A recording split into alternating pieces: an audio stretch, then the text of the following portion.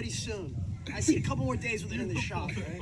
Most boaters know that feeling. When you drop the boat off at the shop, they tell you it's going to be 2 weeks, and 6 weeks later, you still don't have a boat. Welcome back, guys. It is your boy Broncos Guru, and it is this week's episode of Boneheaded Boaters of the Week. Our first category we'll discuss this week on Boneheaded Boaters is those guys who like to send it just a little too far or a little too hard, kind of like these gentlemen right here. A lot of times when we do the full send on a boat, things can go wrong pretty quickly, and bad things and damage can happen. You've always got to be careful if you're going to try and do a full send. Do it with caution, kind of like our next gentleman here. He's going to go ahead and do a full send, but in a different sense. This isn't about speed, this is the full send with precision. Especially when you want to get into your favorite restaurant, maybe get some dockside service, just go ahead and pull up like these guys are doing. I don't know, maybe he's going to invite this young lady to come over and have dinner on his boat with him as well. Sometimes when you do a full send, it's going to lead to you having to correct your actions, like we're seeing these people try to do right here. But when you're not correcting your actions correctly, it can lead to a double full send. Obviously, these guys have sent it hard enough right off the bat to get this sailboat flipped over. Now we're going to see if we can get it righted again, but the wind's just a little too strong, and it's going to help them re-full send this back to the other side. This can also occur when you're overpowered just a little bit, like we're going to see right here. Typically when we see this situation and we've got a person sitting up in the front bow of the boat as ballast,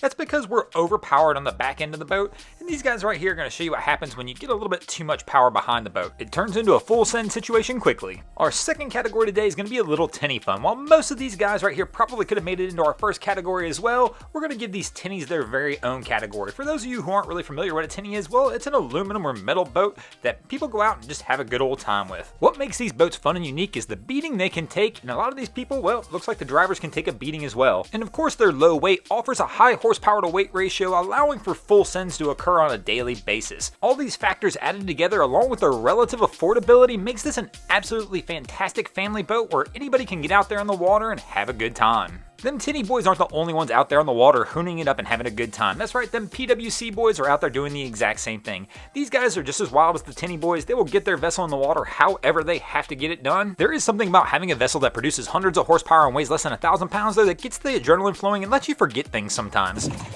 What's up, Broncos Guru? So this guy, Boneheaded Boater of the Week, brought his jet ski here and forgot his gas at home. The nearest gas station is 45 minutes away from here. There's no gas on this lake. There's your Boneheaded Boater of the Week.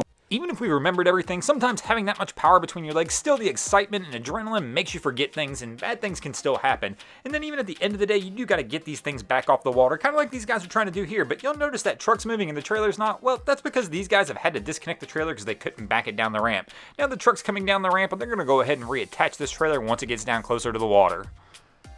Our next subject we're going to talk about today is going to be fighting with bridges. I'm not sure why anybody does this because the boats never wind up winning. These images right here come from 262 Fishing's YouTube channel. This is his brand new boat. First day out on the lake, going out trying to catch some fish for his channel, and he hasn't realized a few things. One, the water's a little higher than normal. Two, his new boat is not the same height as his old vessel, and that's going to cause a few problems as we're going to see here in a moment.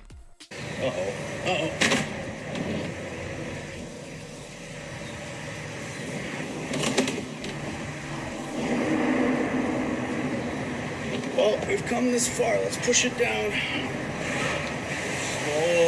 Slowly.